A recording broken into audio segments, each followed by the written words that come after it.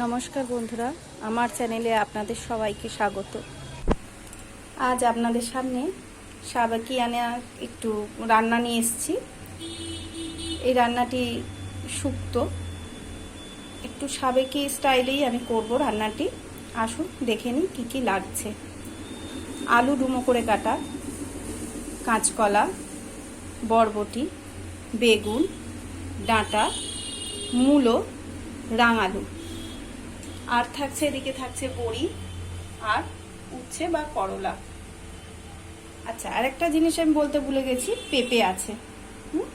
আসুন দেখে নিই কী করে করি। আচ্ছা, প্রথমে আমি কড়াইয়ে তেল দিয়েছি আর 5 ফোড়ন আর একটা তেজপাতা ফোড়ন দিয়েছি। এরপরে আলুগুলো আমি ভেজে নেব। আঁচটা মিডিয়ামে রাখছি। আমি চাই সবসময় একটু কম তেলে রান্না করতে, যাতে শরীর স্বাস্থ্য ঠিক থাকে। আর এই গরমে একদমই বেশি রিচ বা তেলের খাবার তো একদমই নয়। পরিমাণ মতো দিয়ে আমি আলুগুলোকে ভেজে নেব ভালো করে। আপনাদের আগেই বলেছি আমি একটু বাটা মশলাই পছন্দ করি রান্নায় দিতে, তাই এখানে মশলার মধ্যে আদা বাটা আগে বেটে রেখেছি, আর একটু কালো সর্ষে আর সাদা সর্ষে একটু নুন দিয়ে আমি বেটে রেখে দিয়েছি। তার সাথে যদি কাঁচা লঙ্কা পারেন আপনারা নিজেদের পছন্দ মতো কাঁচা লঙ্কাও দিতে পারেন। ওদিকে আলুটা ভাজা হচ্ছে। আলু ভাজা হয়ে গেছে। এবার আলুর মধ্যেই আমরা কি করলাম, মূলো, রাঙালু এইগুলো তুলে দেব। পেঁপে, যেগুলো ভাজতে একটু টাইম লাগে এবং একটু শক্ত জিনিস, একটু ভেজে নিলে রান্নার স্বাদটাও হয় আর তাড়াতাড়ি সিদ্ধ হয়ে যায়। এরপর আমি বাকি সবজিগুলো সব দিয়ে দিলাম। আবার কিছুক্ষণ ভালো করে কষিয়ে নেব।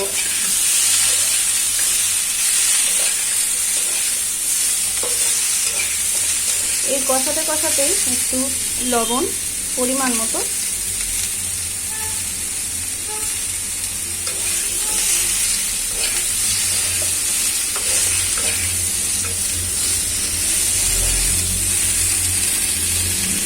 একটু হলুদ গুঁড়ো, সামান্য একটু চিনি।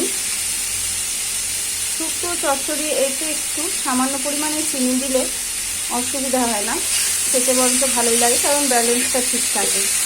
এমনিও অনেক মতবিরোধ আছে, কিন্তু কাজের বাড়িতেও দেখবেন আপনারা যে চিনি কিছুটা হলেও ব্যবহার করেন তারা।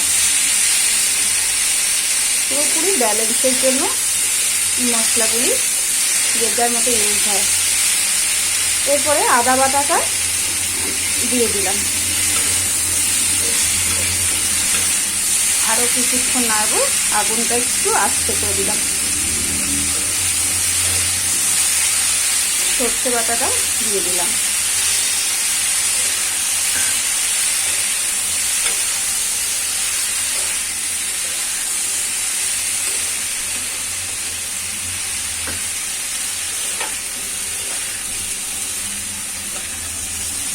অনেকেই শুক্তোতে দুধ ব্যবহার করে, আমরা এটাতে দুধ ব্যবহার করব না।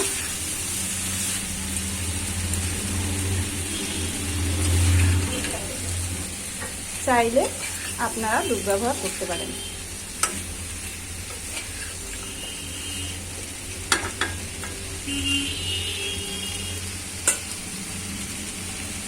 আর একটু কষিয়ে নেব। কষানো হয়ে গেছে, এবারে আমি জল দিয়ে দিলাম।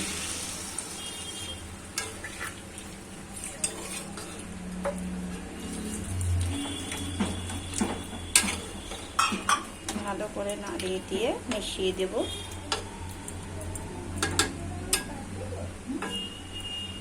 দিয়ে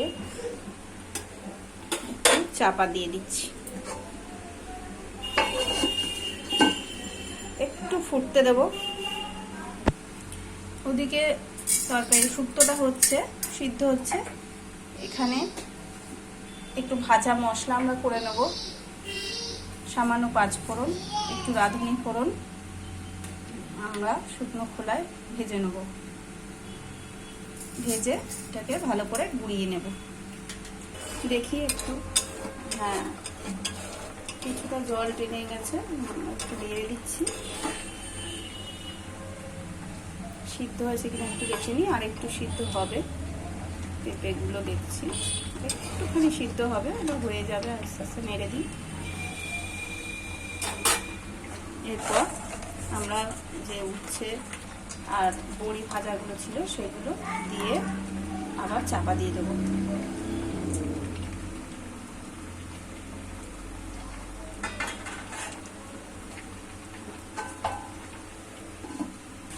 দশ মিনিট পর ফিরে এলাম। দেখুন সব সবজিগুলো সিদ্ধ হয়ে গেছে। এবার নামানোর আগে গ্যাসটা একটু আস্তে করে দিলাম। এরপর সামান্য ঘি,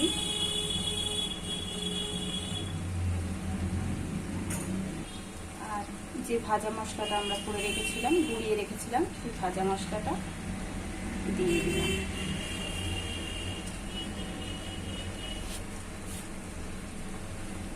এবার আবার একটু চাপা দিয়ে স্ট্যান্ডিং টাইম দিলাম। হয়ে গেল আমাদের সাবেকি পদ্ধতিতে শুক্তো।